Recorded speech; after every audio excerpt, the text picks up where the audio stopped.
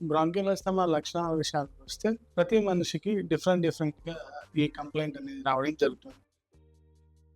కొంతమందికి at a particular టైమింగ్‌లో వాళ్ళకు శ్వాస తీసుకోవడంలో ఇబ్బంది కానివ్వండి, ఈ ఛాతీ గట్టిగా టైట్ అవ్వడం కానివ్వండి, ఇవన్నీ వీజింగ్ శబ్దాలు కానివ్వండి, ఇవన్నీ రావడం చూస్తాము. కొంతమందికి అట్ డిఫరెంట్ టైమింగ్స్‌లో రావడం జరుగుతుంది. కొన్నిసార్లు ఎక్సర్సైజ్ వల్ల కూడా అంటే విగరస్‌గా ఎక్కువ వర్కౌట్ చేయడం వల్ల ఏమవుతుందంటే అతనికి శ్వాస తీసుకోవడంలో ఇబ్బంది. ఇవన్నీ దీని తాలూకు లక్షణాలు లేదా సింప్టమ్స్‌గా మనం పరిగణలోకి తీసుకుంటాం. ఎక్కువ క్లైమాటిక్ కండిషన్స్ అంటే చలికాలంలో, వర్షాకాలంలో దీని తాలూకు ఇంపాక్ట్ అనేది చాలాగా ఉంటుంది. Next types.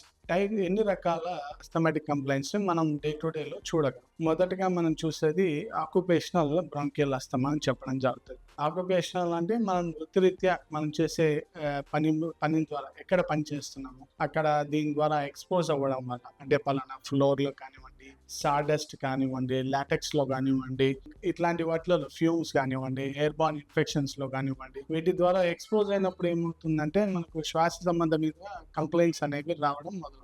సో ఇది మనం ఇనీషియల్ స్టేజెస్‌లోనే గనుక త్వరగా ట్రీట్మెంట్ గనుక చేసుకోగలిగితే మంచిగా రిజల్ట్స్ అనేవి ఉంటాయి. అఫ్‌కోర్స్ ఈ దీర్ఘకాలికంగా ఉన్న కంప్లైంట్స్‌కి హోమియోపతి చాలా బెస్ట్ రిజల్ట్స్ ఇస్తదండి. అఫ్‌కోర్స్ చాలా మందికి ఈ కంప్లైంట్స్ ఉంటుంది. కానీ అతని ప్రెజెంటేషన్ అనేది వేరేగా ఉంటుంది. సేమ్ ప్రెజెంటేషన్‌తో ఒక మనిషి రావచ్చు, రాకపోవచ్చు. బట్ రూట్ కాజ్ ఏంటి? అంటే ఇతనికి వంశపారంపర్యంగా కూడా ఇలాంటి రెస్పిరేటరీ అంటే శ్వాస సంబంధిత కంప్లైంట్స్ రావచ్చండి. కాకపోతే రావచ్చు అనేది మాత్రమే మనం చెప్పగలం. కానీ ట్రిగరింగ్ ఫ్యాక్టర్స్ అనేవి ప్రతి ఒక్క మనిషికి డిఫరెంట్‌గా ఉంటాయి. సో ఆ ట్రిగరింగ్ ఫ్యాక్టర్స్ ఏంటి? అతను ఏమన్నా స్మోక్ చేస్తున్నాడా? లేదా అధికంగా డ్రింక్ చేస్తున్నాడా? లేదా ఎక్కడ వర్క్ చేస్తున్నాడు? లేదా ఏమన్నా అతనికి శ్వాస సంబంధించిన కంప్లైంట్స్ ముందు నుంచే ఉన్నాయా? లేదంటే ఏమన్నా కోల్డ్ క్లైమాటిక్ కండిషన్స్‌లో హైయర్ ఆల్టిట్యూడ్స్‌లో ఏమైనా వర్క్ చేస్తూ ఉన్నాడా? ఇవన్నీ కూడా పరిగణలోకి తీసుకోవాల్సి ఉంది. తీసుకొని దాని ద్వారా రూట్ కాజ్‌ని కనుగొని దానికి అనుగుణంగా మనం ట్రీట్మెంట్ చేయగలిగితే మంచి రిజల్ట్స్ అనేవి హోమియోపతిలో మనం చూస్తాం.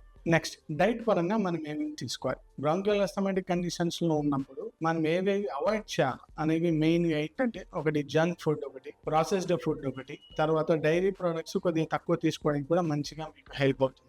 ఏవేవి తీసుకోవాలి అంటే గ్రీన్ లీఫీ వెజిటబుల్స్ కానీ, ఫ్లాక్స్ సీడ్స్ కానీ, చియా సీడ్స్ కానీ, వెజిటబుల్స్ కానీ, ఫ్రూట్స్ కానీ, ఎక్కువ వైటమిన్ సి ఉన్నవి కానీ, ఇలా బెర్రీస్ కానీ, berries in any type of berries, blueberries కానీ, స్ట్రాబెర్రీస్ కానీ, ఇంకా ఏమంటారు fish related things, salmon fish కానీ, టూనా ఫిష్ కానీ, ఇవన్నీ మీకు బ్రాంకియల్ ఆస్తమా నుంచి మీకు ఫుడ్ తీసుకోవడం వల్ల మీకు శ్వాస సంబంధిత కంప్లైంట్స్ కానీ, ఇతరత్ర కంప్లైంట్స్ కానీ అన్ని బెటర్‌గా ఉంటుంది. ఇప్పుడు ఈ కింది కంప్లైంట్స్ అయితే ఎవరైనా బాధపడతా ఉంటే కింద ఇవ్వబడిన నెంబర్‌కి కానీ, దగ్గరలో ఉన్న డాక్టర్ కేర్ బ్రాంచ్ కానీ సంప్రదించగలరు. Thank you.